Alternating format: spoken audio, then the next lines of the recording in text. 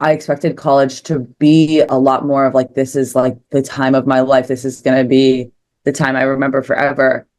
And more of like, I guess like the highlight. It was supposed to be the high. And then I don't know, maybe it's just part of getting older is you realize that like nothing's actually the highlight. Like you're going to have highs and lows in every single time.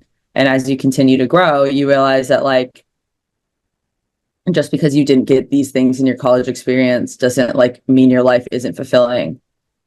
I think that's a really interesting way to look at it, that when we look at, if you compartmentalize different periods of your life, like high school shouldn't be the highlight of your entire life, right? You should have a highlight of high school. There should be a highlight in college. There should be a highlight in your 20s, a highlight in your 30s. Yeah. I think that's a really interesting way of looking at it, because a lot of people will look back and say, this was the best moment of my life. Welcome to the Daughter Dearest Podcast with dynamic mother-daughter duo Simone and Olivia Knego, where they discuss the secrets of transformation and how to build bold confidence and unwavering resilience. From intimate conversations with inspiring guests to sharing their personal journeys of triumph and challenge, Simone and Olivia create a supportive space where every woman is encouraged to rise above her fears and love the woman in the mirror. Tune into the Daughter Dearest Podcast and join this special journey of connection and growth. Hi, everyone. Welcome to this week's episode of the Daughter Dearest Podcast. I'm Simone Knego. And I'm Olivia Knego. And today we are going to be talking about the college experience, the letting go, the graduating, all of it. There's so many parts to it, and we're going to kind of break it down because in 2 weeks, Olivia is graduating from college. Woo woo. I'm literally so excited. I am so excited too. Like, that bill is gone. And she has a full ride to law school. So like that bill is gone. So it is very exciting for me. And only, you haven't actually even congratulated me on that factor yet, by the way. You think I haven't? You haven't, the bill being gone. Like that fact. We haven't even talked about that. Well, of course I was like, thank you. I'm not even going to say it. Thank you so much. The fact that you got a full ride to a law school, like that is life-changing for you and for me and for us, our whole family. Like that is hundreds of thousands of dollars of debt or money that we don't need to pay. And thank you for like being dedicated and hardworking. Oh, and really I can't thank you for being ego right now. I can't tell you thank you for being smart. You are smart, but like thank you for putting in the work to get you to this place. So yeah, I'm just really ready. I don't know. I'm both ready to be done, and I'm also very sad. It's a weird range of emotions. I'm like very volatile right now. So like I could break down into tears at any moment just thinking about leaving. Well, don't do that right now. I'm like, no, but I don't feel like that this morning, and she was just like, I don't even know what we were talking about. Oh, if she was going to come out tonight. And I was like, you have to, like, it's my last 2 weeks. And I just started crying. Well, it is crazy that it's your last. I cannot believe 4 years have gone by. No, I can't believe it. I really cannot. I can't. I like, it's crazy how time has passed. It's crazy the person I've become during that time. So let's take a step back. Let's start at the beginning, because you are my third child to go off to college. So when my first child went off to college, when your older brother, because the other two brothers are younger than you, but when Jacob went off to college, like he was ready, I was ready, but when it actually happened, it was really tough, right? Like I was used to having 6 kids, at home, which for most people they would say, oh my God, that is overwhelming. But that's what I was used to. And each time a kid goes off to college, it gets quieter. It gets less messy. So I'm not going to complain about that. But it really changes the dynamics of the house. And so I remember when he left, I remember being in his room. I went in his room one day and I was lying on his bed and I was crying. And your dad walked in and he's like, what is wrong with you? And I was like, this is like the beginning. This is like and I don't want to say the beginning of the end, but the beginning of a completely different life for us. Like we have immersed ourselves in our children for 20 years, right? And I mean, it was 18 years at the time, and it's a really hard thing as a parent to be able to let go. But I mean, now that I've done it 3 times, obviously it gets a little bit easier each time, harder in some ways, easier in others. But it's the understanding that this is the process that needs to happen. Actually, 4 times. I shouldn't say 3 times, but 3 are graduating. One had just finished his first year. So, but we need to let our kids go find out who they are and kind of live their own lives. Like if we've raised our kids to the point where they're ready to fly, like we need to let them fly. I mean, I don't have kids. Well, you don't have kids, but as my kid, like, what do you think about that whole thing? Like, it's not like I ever like pushed you off and said, okay, I'm never talking to you again. I mean, I was there constantly. I mean, we talk every day. I mean, I don't know. It's, you guys have allowed us the freedom, I guess, to explore who we are, but like also like with a tether that if something bad happens, we can always come back. Yeah. And it's like, we're also like not the kind of kids that are like, okay, you go away for college for 4 years and then you move back to the same town. I don't think that'll happen to any of us. So I think that's also interesting. And like you guys have been supportive in every step of the way, because for like a lot of people, it's like, okay, well, I'll support college, but you're coming back. And it's like, I'm moving to a different state. Jacob's probably never going to move back to Florida. I don't think anybody will move back to Florida, but the nice thing, I will when I retire. It's my plan right now, okay, unless it's under the water. But the nice thing is you guys will want to come visit, right? And especially once you have kids, the idea of going to the beach and the waters and whatever, like whether you have kids or not, I don't really know. But either way. Are you going to have to put a pool net back up, Mom? A pool gate? You ever think about that? I never got rid of it. It's in the storage area. Oh my God, you're so smart. You're so smart. Yeah. Planning to be grandma for how many damn years? You got to plan for all of it. When you have 6 kids, you never know what's going to happen. But so, I mean, 4 years have gone by. I mean, you started college during COVID, and your last day on campus, other than taking your exams, was literally in the middle of a protest. Yeah, it was crazy. Yeah. So, like, tell me about the beginning, tell me about the end, and then we'll talk about the middle and advice that you have. Yeah, it's kind of crazy that you look at my college experience and just like on paper, I started with COVID and I'm ending with all of the disruptions happening at college campuses right now. Like, I don't know, maybe the last 10 years, or maybe life is always just this difficult and there's always things happening. But I feel like not a lot of people had the experiences that we had happening during like my classes years at university. So like I mean, like I was lucky enough to go my freshman year. Most people weren't. And I think that the freshman year not being the way it was like really affected my college experience.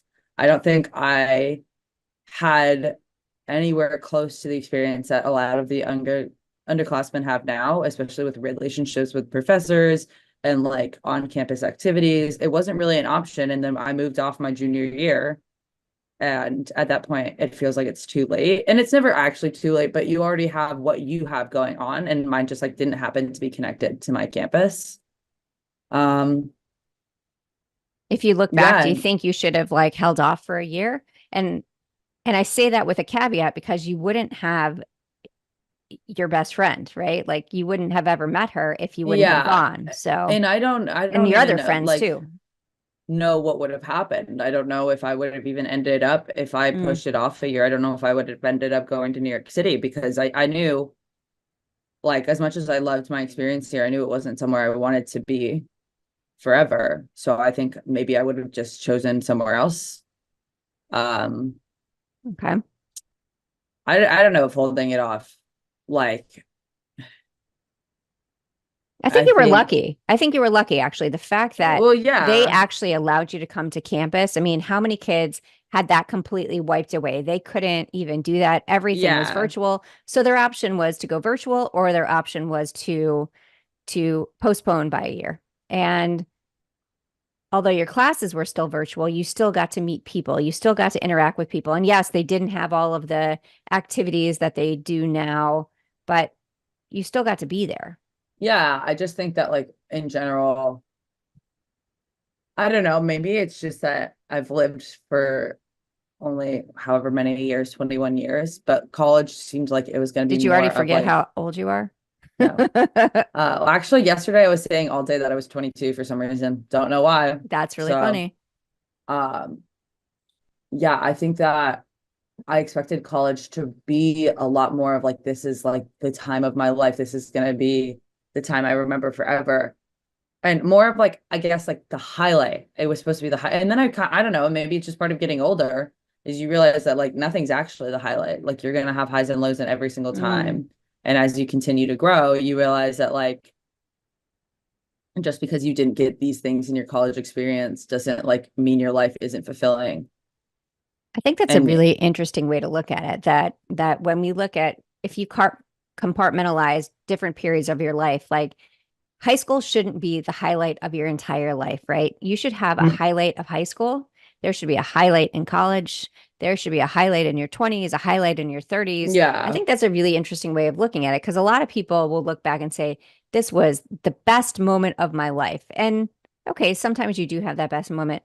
But what was your best moment in your 20s? What's your best moment in your 30s? What's your best yeah. moment? All of those things. I mean, it just like gives you more freedom to have room and also like gets rid of expectations of what needs to happen by a certain time. But like I don't know, I feel like the way the media portrays college is this like, and I also granted did not go to a stereotypical school. I went to a city school. I chose not to go to the traditional campus. My campus, like my university doesn't even have like frats or sororities. We don't have any of that kind of like stereotypical American college culture. Hmm. Um, my Siri went off. But yeah, I don't know. I just didn't really get that. Like, but I don't feel unfulfilled because of it. Well, I mean, going back, that's actually what you wanted. You wanted a big city. You didn't want Yeah. the isolated college campus. You kind of wanted just to be able to do your thing. And again, if you had to go back in time, would you say I would do the exact same thing again? Not the exact same college. I mean, forget COVID, like put that aside. But Hmm. would you still choose to be on a campus that didn't have all those things? Or do you feel like that you would recommend to other students, like go check out the schools that have all the things. They have the sports, they have those activities that you can literally live your life entirely on the campus and you don't ever Yeah. have to leave. Well, you know what? That literally comes down to who you are as a person. And if you are not ready to be independent, go to a stereotypical college. Go to somewhere where like you don't have to think about dinner. You can walk to the dining hall. Like you Hmm. don't have to think about laundry, or I guess you do, but whatever. You know what I Well, mean? it's Like right there. You don't safety have, yeah, it's right and there. furniture and all of the above. And it's just like being at a city school makes you incredibly more independent and in some aspects, I would say more mature. It also teaches you like financial management, I would guess, a lot earlier than I would say at traditional schools. And maybe it's just my campus atmosphere, but I also say it shows you like you have to work. It kind of like that hustle culture exists there. Hmm. And maybe that is like a New York City side effect because we have like the worst hustle culture ever. But there's always something like moving and going. So like I think you really have to be the right type of person. I do think like going away from my college experience, I think everybody should live in New York at some point in their lives. I think that it is such a transformative experience, and I'm glad I did it when I did because anything I move to for the rest of my life will be easy compared to New York. Yeah. Um, I mean, it just like gets you ready for the world, but also you're totally allowed to just be chilling at a college campus, like having a good time. What would be if you could give like three recommendations for someone that's in high school that before they even apply, what would you, I mean, looking back at how you did things, and again, it's a different realm because it was during COVID, but Yeah. what would be your top three things that you would say, you should look at Um, this, you should consider this? yeah, I think it's a lot of the small things, honestly. Like you should consider if not having a car is going to drive you insane because here, like you can't have a car, but sometimes I wish I had a car so badly. Just to But escape. that's yeah, and so like in some aspects you're very trapped. And I would consider with every place that you go. Um, and I'm in general like I'm a person that likes to be, I don't know, out and about traveling. I don't really like to stay in one place for too long.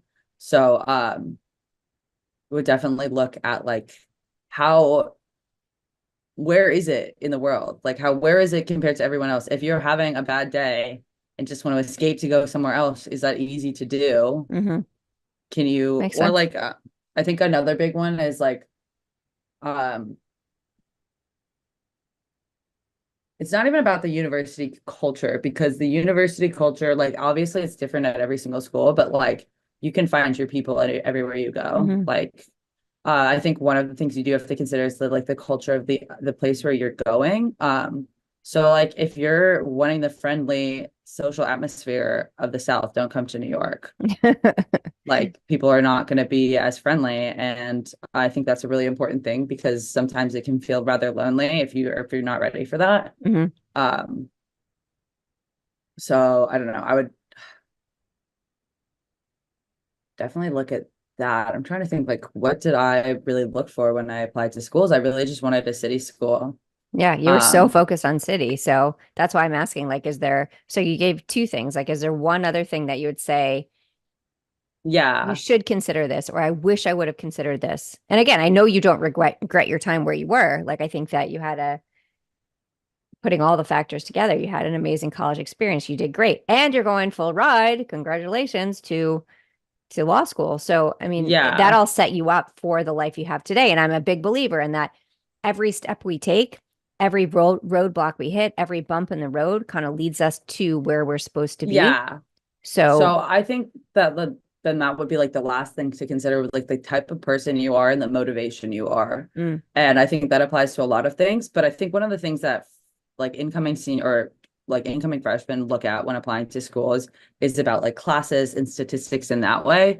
But you actually really should be looking at job statistics and not just like the employment rate, like go much more into that. And like look what career services they have because like my boyfriend goes to a university that's definitely more merit, like it's higher on the scale. I guess it's a what do you like how do you say it's a better school, but it's not really. It's just on that ranking, it's yeah, considered more studious or right, whatever. right. But in terms of their career resources compared to what I have at Fordham, and like I'm so lucky that the Gabelli School of Business has what they do. Um, it's like a completely different experience. I would say like a big thing, and maybe as I go to the school I do, is like you want to go to a school where they're not just teaching you how to learn, they're teaching you how to work. Mm. Teaching how to Um, live. I mean, right? I mean, it's like, yeah, like I took a whole class in like LinkedIn and resume building. yeah, I think that that's really important. And I think a lot of the times, like some colleges, it seems silly, like you do all these philosophy, and then what's the actual working part? And so I would like go to a school where that kind of atmosphere is like it's not only included in the curriculum, but like that's the atmosphere of the students. Because I will say, like, I wasn't planning on working as much like job wise as I did, but I have the people around me are incredibly motivated and my friends mm-hmm. are incredibly motivated. So that in some aspects like pressured me to get a job and start researching what I want to do and exploring all these different fields. And I think so in that aspect, that's also really important is finding the right atmosphere for you to succeed in. So it's interesting that you say that because that was when we visited High Point with Ari. Was it when we visited? I don't know. It might have been when he was, his first day, like when we dropped Mm-hmm. him off. So the president said that you're at an amazing institution, but now it's who you surround yourself with, right? Yeah.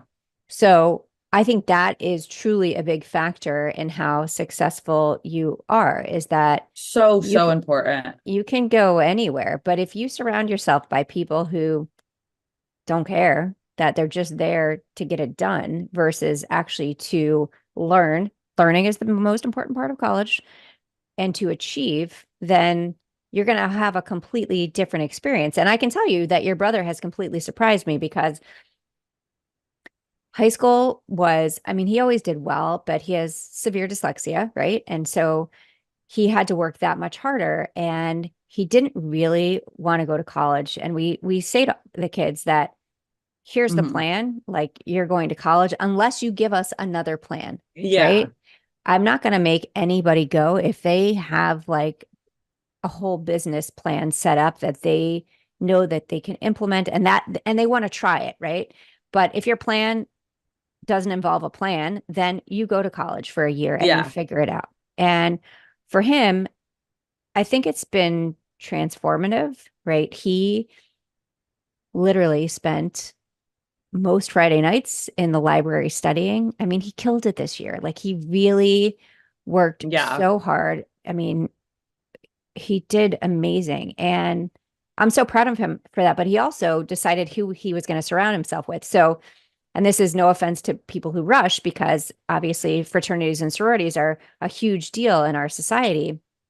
But he went for 2 days. He bought the clothes. He went to the different things and meeting people. And then he called me and he said, what if I don't do it? And I said, okay, you do what you want to do. I was like, why? He's like, I just can't imagine people telling me all the time what I need to do in terms of you need to drink this or you need to sleep on this cold floor. He's like, that's not what I'm here for. He's like, I'll make friends wherever I am, but I'm here to learn. And I was like, that's pretty impressive, actually. Yeah. I think that I was actually thinking about things to talk about today, and peer pressure. Like, I think that, and not even that, like, I feel like when we say that, we think of like bullying in high schools and not all that, but in the way of just because your friend is doing something or the people that you want to be friends with are doing something does not mean you have to do it, and vice versa. Just because, like, if you want to do something and no one else wants to do it, just do it anyways. Yeah, for sure. And I think that was like a limitation thing that I kind of like worked through in college, was I never wanted to do anything by myself. So I would always kind of I'd give up opportunities because my friends or people I surrounded myself with didn't want to do them. And that's totally okay. But I think what I've learned is that I should just take myself, like, I don't know, you are your own person and do the things you want to do. Yeah, I think it's funny because as I'm writing my new speech, the two things like I really talk about is, that we need to do the things that make us uncomfortable. You have to get comfortable getting uncomfortable, right?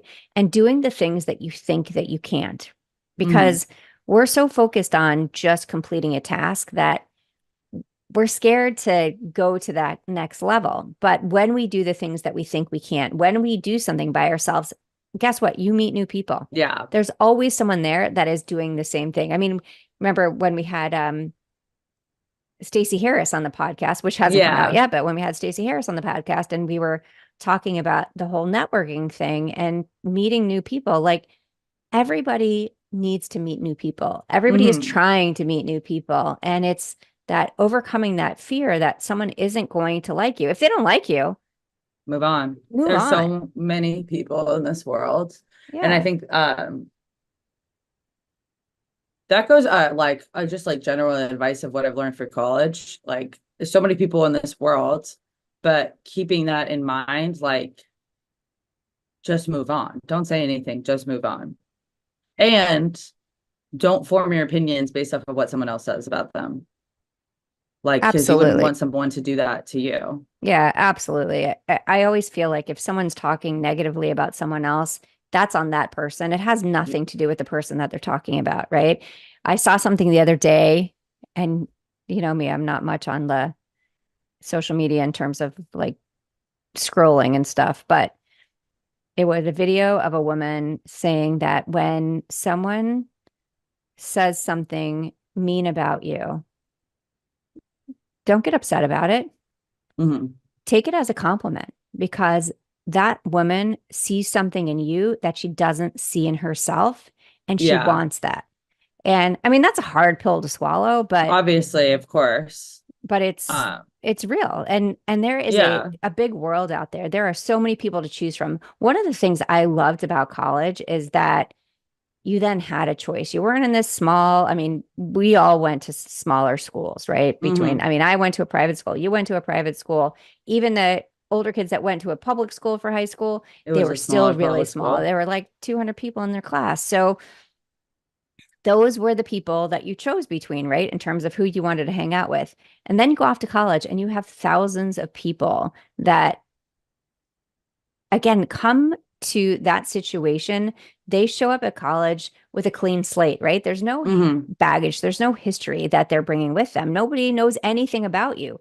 You show up and you get to be who you are. You get to be who you really have always wanted to be, but felt the pressures that you couldn't be because of what maybe something that happened in high school or the friends that you were surrounded with in high school. And I just feel that college is such a place where you truly do find your people. You find your tribe. You find yourself because you get those choices.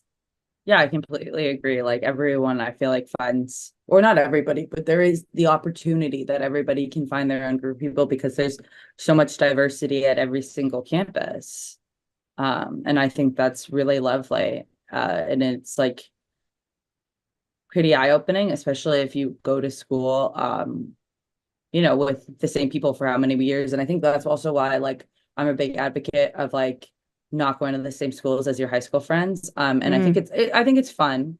Like, don't get me wrong, but I know a lot of times it's like based off of like state availability and cost, but like if you're doing that, I would want you to try and reach out and try and meet new people as well, because even if like you love your friends, like I'm not saying I don't love my high school friends. Of course I love my high school friends, but it's so important to meet new people because you like diversity of thought and opinion. And in order to grow, we need change. And I don't know, it's so important in college to grow. So don't like lock yourself in with the same group. Yeah, agreed. So looking back at getting prepared for college, what could we have done different as parents? Like, is there something that sticks out into your mind that you say, I wish you would have told me this, or I wish you would have done this, really or I wish you didn't do question. that? I mean, trust me, I think I'm pretty amazing, but I'm trying to think. I don't know if I have an answer for that. Like, yeah, I don't think anything, to be quite honest. Yeah. I'm just curious if there's anything, because you do see kids that show up at school and they flounder because they're not ready for the experience. And maybe they were, there are parents out there that are hovering and creating everything. And then when all of a sudden their kids move off to school, the kids don't know what to do because they're so used to having everything taken care of. Now, I mean, we do have funny stories. Like, so when Ari just finished his first year. And so I bring him to school. I cannot believe it's been a whole year. Like, that is crazy to me. So I literally, we get to school, help him move in. And I was like, okay, let's go look at the washing machines. Let's make sure you know how to do all this stuff. And it's not like he doesn't know how to wash clothes, but so we look at it. Great. We go through everything. Great. So 3 days later, he calls me and he's like, he FaceTimes me. So which one's the washer and which one's the dryer? Yeah. And I was like, okay, you are hilarious, right? But, again, we have to teach our kids basic skills before they go off. Like, they need But also explaining things that you think are common sense. Right. Little things that you do without thinking, like someone wouldn't know. Yeah, for sure. Like just directions, right? I mean, you guys are so used to, and not necessarily, well, yes, you are so used to GPS, right? So dad today was driving with Noah. Your dad today was driving with Noah, and he was saying, okay, tell me the streets that go north, south. Tell me the streets that go east, west. And I was like, I have no idea. Yeah. Because he's so used to using a GPS. We still have to have those, I feel, those basic skills, because there's times where technology is not going to work for you and you got to figure out what to do. Yeah. And it's also like the little things of like, if you have a cleaning lady coming every single week or once a week or once a month, you don't know that you need to scrub your toilets. Yeah. Like, because you never see the ring that goes around it. But like, yeah, you need to wash it. Like, you need to scrub your toilets. Yeah. So there's just like certain cleaning tasks that you don't think of teaching your kid because they don't actually do it. But they need to do all of it because you just never know what's going to happen. So they Yeah. need to know how to clean the toilets. They need, It's obviously, just, or wash like, the dishes, take out the yeah. trash. You can't leave your trash in the room. Like if you eat food in your room, you cannot leave it there. You get bugs. Like it's disgusting. Take the stuff out. That's why there's dumpsters. Yeah. But it's, I don't know. It's just like more than that, I guess. I think that sometimes kids are not as prepared as they need to be to go into college of like, okay, my study habits are fine, my social habits are fine, but Mm. like, what about my self-care? So And that's like in all aspects. That means, yes, cleaning your room, but it also means like, okay, I'm not going to go out and drink for the fourth night in a row. it's so interesting that you say that because and not that this would necessarily be part of a class. I mean, you guys in high school did what was that life skills class? Yeah. But it's Well, not enough. It's not enough. Like, no, so it does talk about stuff like that, but I still think that they need a home ec for all kids. It's not I like completely boys and agree. I girls don't know separate, like boys why. do shop and girls do No, sewing, it should be everything. Like I should know how to change a tire, but I also should know how to bake a pie and I also should know how to file my taxes. and you should know how to sew a button on, and you should know how to, I mean, Like all these basic things that I we don't completely agree because they're teach parts of like it anymore. shouldn't be like a rarity in life to find someone that can sew a button because it's Okay, so easy. bake a pie is a lot, so I wouldn't say that would be part of home ec, but Fine. like But like being able to making feed eggs, yourself, like cooking pasta, like basic things that if you're not taught that at home, I still feel like there could be an amazing opportunity at high school for like a class in your senior year saying, here's the things. And I know checks are going by the wayside. So within 2 years, all checks will be gone. So you don't need to know how to write a check who anymore. said that? Research it. It's true. If they're going by the wayside, 2026, Where, there's going to be no more okay. checks. There's a lot of reasons behind it. But anyways, so there are basic daily skills that Uh-huh. you need to know that you don't Yeah. really think about as a child. And that, again, we try as parents to teach you, at least we do, and hopefully most parents do, but still, like, there's a lot that you learn when all of a sudden you're out there, you're like, okay, which one is the washer and which one is the dryer? Like, really No, funny things, I right? agree. Where, I think that we don't prepare kids enough for the real world. Also, I've been really the education system lately, I've been really analyzing the lackings in it. And I think that like a lot of our major issues in the States, at least, come down to like failings in our education system of like, I don't know, just like teaching common sense stuff. Um, for example, and well, not even just common sense, but like talking about, I just finished my art final and talking about like drug abuse programs and how like, yeah, we had DARE, which was completely ineffective. If anything, it just taught you how to do drugs, but there's no like alcohol management courses. And yeah, there is, it's like, okay, don't do that. Okay, but like it needs to be real. right. Like it needs to Just be saying real. We need to have an abstinence actual does it. Yeah. conversation about Yeah. it because no one is like, I mean, I think a very small percentage of the population genuinely waits till 21 to have their first alcoholic beverage. And even then, you still need a training for it. Yeah. Like, So well, whether I want to say this or not, we were very specific in letting our kids try stuff. I mean, not getting, sloshed or whatever, but really saying, okay, this is what beer should taste like. This is what wine should yeah, taste like. Not like, here, this tastes like urine. This is the beer you should be drinking, right? I mean, yeah. But and it's like a bunch of things. Like it's even more than that because oh, I it's you agree. think you're invincible when you're Yeah. 17, 18. Yeah. I mean, And we've like had we have many, this go ahead. insane drinking culture in the United States that really promotes binge drinking. And Let's see if we can like, make towers out of our shot glasses, right? yeah, Like that. if you don't know, and it's fun, it's fine. Like I'm not gonna say I'm anti-drinking and I haven't participated. I think my thing is like no one has taught you how to. And like, yeah, like you need to be taught how, like everything else, Right. how to do it responsibly, how to do your laundry correctly. I think that when it comes to drinking, a lot of parents put their blinders on because they believe they tell their kids that you can't drink. This is a horrible Yeah. situation. This is what it's going to do to you. Then they think their kids aren't going to do it. But the problem is there's peer pressure, right? You're surrounded by other kids, and these other kids, I don't even know if every parent had that same conversation with their kids. I think the kids would still drink. I don't think that that's what's going to do it, but it's teaching them to drink responsibly, right? Yeah. Because I would be curious on the statistics. I don't know them, but like of kids that are between 16 and 20, what percentage of them have fake IDs?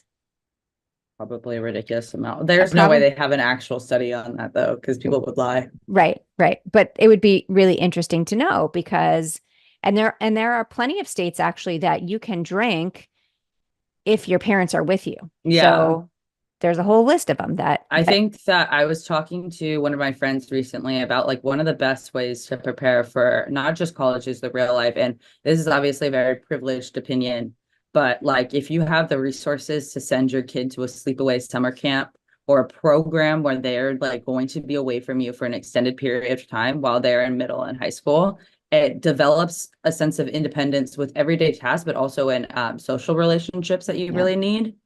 And obviously that's a privileged opinion. Like a lot of people can't do that, but like if you have the means to, it's something I would definitely recommend.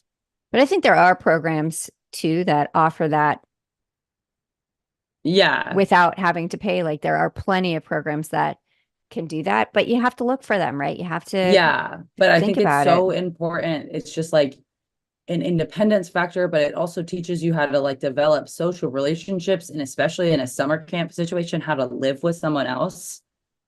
That is one of the most difficult things I would have to say is Yeah. that learning to, okay, you're Share leaving a your family. bedroom. And even, well, I mean, for plenty of people, they already do share a bedroom, but you're sharing a bedroom with your sibling. And now you're going off and you're sharing a bedroom with a stranger, and they might have the weirdest habits that you've ever seen. Or maybe your Yeah. habits are the weirdest that they've ever seen. And now you guys have to figure out how to work it out. Sometimes it doesn't work out. I mean, we knew someone that had to have a restraining order on her roommate because it was that bad. So Yeah. I think Yeah. that It's those discussions are really important that, hey, if you're living with someone else in your room, you don't leave your crap all over the floor. Like you don't just throw your water bottles on the floor. Like you have to clean up after yourself. You have to be respectful. But it is a really hard adjustment. And yeah. I mean, my first year of college, I actually did my first year of college at Auburn and I had 3 roommates. So we were in a 2-bedroom with a kitchen infested with German roaches dorm. It was fantastic. And I had one roommate and then the other 2 roommates, they were from Alabama. So they were best friends to start with. But gosh, learning how to live with people that you didn't know. And then they started dating and they wanted to bring their boyfriends back to the room. And Yeah. I won't even tell the details from there, but it was It's just kind like of like, it's a difficult skill to yeah, acquire. And yeah. it's like very uncomfortable and you're going to have uncomfortable conversations. And that's also why I recommend like going random your freshman year. I think that choosing a roommate kind of sets expectations. That's interesting. Yeah. And also I think that you feel as though, well, I'm responsible for the consequences of my actions with picking said roommate. Therefore, I have to deal with it. But I don't know. I think random is the best way to go. Bless you. Thank you. I appreciate that. Yeah, you guys have actually been very fortunate, all of the kids so far. So Ari kind of had a weird experience this year, but it actually worked out great. He was in a 4-bedroom and there were 2 kids per each room, or what do you call them? I'm just going to call them kids. And it ended up that 4 of the kids eventually either left the school or were living at their fraternity or staying with their girlfriend all the time. So it ended up just 4 kids there. So they each had their own room. So he really lucked out. But Oh, that's nice. you had a decent roommate your first year. I mean, your suite mates were not so great, but you had Yeah. you had a I mean, good my roommate roommate. was good. I mean, Yeah. I don't keep in contact with her still, but Yeah. like, yeah, but it's still just like adjusting to someone else and like their Yeah. sleeping habits. I mean, Emma is still best friends with one of the roommates and still really good friends with the other roommate she had her first year. Jacob is still friends with the roommate he had his first year. So Emma was random. Jacob actually chose because but he didn't even know him. He just knew he was Yeah. going there. But I do think that idea of like, who knows who you're going to meet? Like, why not go random, right? Yeah. And then I what's the think worst go that random. happens? It sucks for a year and then you move on. I mean, Ari's going random next year because he didn't fill out his form, but he's going random next year.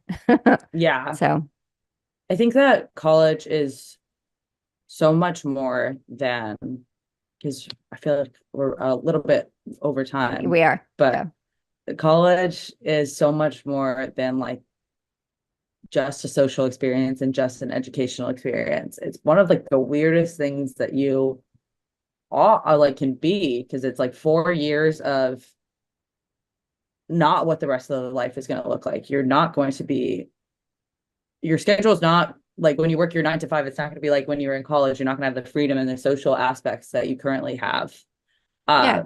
You're still kind of in a bubble, right? I mean, yeah, but you really just have to like learn to make the most of that, and learn that like with all, this is so stupid, with great power comes great responsibility. But like, it's true. Superman was right, bro. Like, if you have all this freedom in the world all this time, but you can't not structure it. Like, you have to be responsible for your actions. You have to own up for them in every situation, whether that's like social or educational failings or like educational positives, all of the above. That's like on you now.